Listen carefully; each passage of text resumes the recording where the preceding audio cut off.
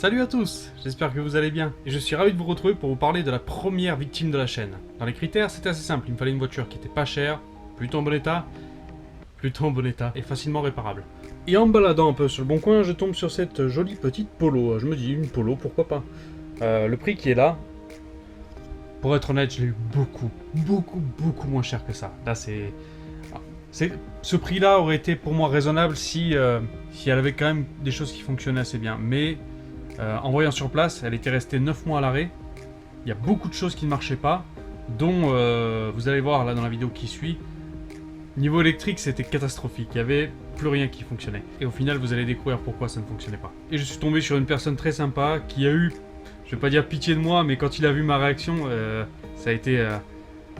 ma tête, elle s'est décomposée dès qu'elle a vu cette voiture. Je me suis dit, putain, est-ce que je suis vraiment venu là pour ça?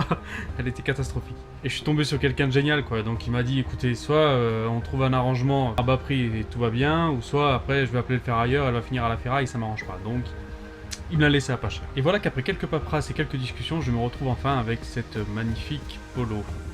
J'ai pas tellement les mots en fait. Et donc je l'ai ramené. Ça a été un beau combat. La merguez partie, dans le cas de la presse, c'est pas fini. Cette magnifique Polo que je viens tout de suite d'acheter. C'est tellement un défi, faut que je vous explique ça. C'est magique. Alors, déjà il y a une soupape de cassé. Ça, on peut pas le nier. Oh putain, la galère. Je dois freiner et accélérer en même temps parce que elle tient pas le ralenti en fait. J'ai beau essayer tout ce que je peux, elle tient pas. Donc là, on a clairement pas mal de choses qui ne vont pas du tout. Genre là, je sais pas si vous voyez le voyant. Voilà, ça clignote quand tu prends une bosse, ça clignote, c'est un bazar pas possible. Ça, c'est la première merde. La seconde, c'est que là, on est dessous un orage, mais un truc de ouf. Et ça, regarde, j'ai pas d'essuie-glace. C'est de la merguez. On va espérer que ça me lave un peu le pare-brise, si ça fait pas la parce que alors là, sinon je suis dans une merde pas possible. Je vais clairement crever dans cette bagnole. Y a rien qui va, y a plus rien qui marche. C'est incroyable. En dehors des essuie-glaces qui ne fonctionnaient pas, les phares fonctionnaient à moitié, la commande de chauffage fonctionnait à moitié, les jauges fonctionnaient à moitié, l'autoradio fonctionnait à moitié, le klaxon fonctionnait à moitié, les clignotants fonctionnaient à moitié. Autant vous dire qu'il n'y avait plus grand chose qui tournait là-dedans. Là, j'ai ma caisse qui est devant, je suis obligé de faire du talon pointe, mais genre, tu vois, un peu à babar comme ça. Oh la vache. Ah, c'est rock'n'roll. Mais qu'est-ce qui se passe? Elle appuie, puis je vois plus rien, bordel de merde. Alors là, je vois vraiment plus rien du tout, quoi. Niveau châssis, tout ça, c'est impeccable. Très bonne tenue de route, pas un claquement. Et en dehors, franchement, du fait qu'elle n'est pas tous ses cylindres, problème. À chaque fois que j'essaie de vous le faire montrer, ça marche pas. Là, elle le fait. Ah, là, elle le fait. Tu vois? Voilà. En dehors du fait qu'elle n'ait pas tous ses cylindres, franchement, elle roule très bien. Je suis vraiment épaté là. Oh, un tunnel. D'habitude, c'est là ici que j'accélère pour faire un gros bruit, mais là, ça fait un peu... Ah, quand même. C'est impossible.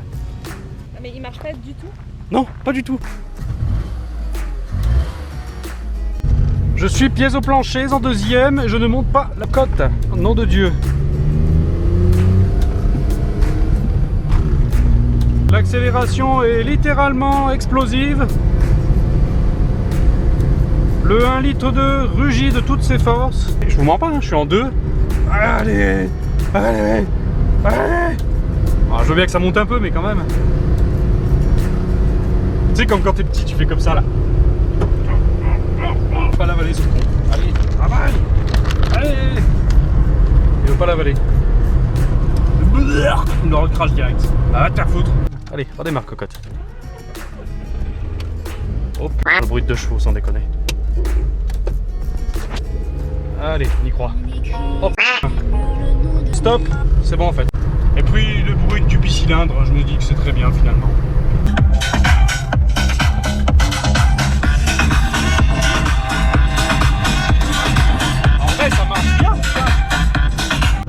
Donc comme je l'avais pas montré, donc c'est une Polo 3 cylindres, 1 litre 2, de 54 chevaux, 55, il y en a qui mettent 55. Bon.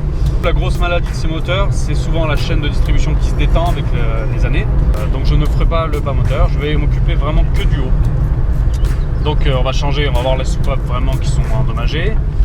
On va changer sans doute les guides de soupape, on va changer les joints de queue de soupape aussi. voit qu'il en manque un sacré morceau. Il y a une soupape sans doute d'échappement qui doit manquer. Voilà, donc là elle s'est décidée à tourner au ralenti.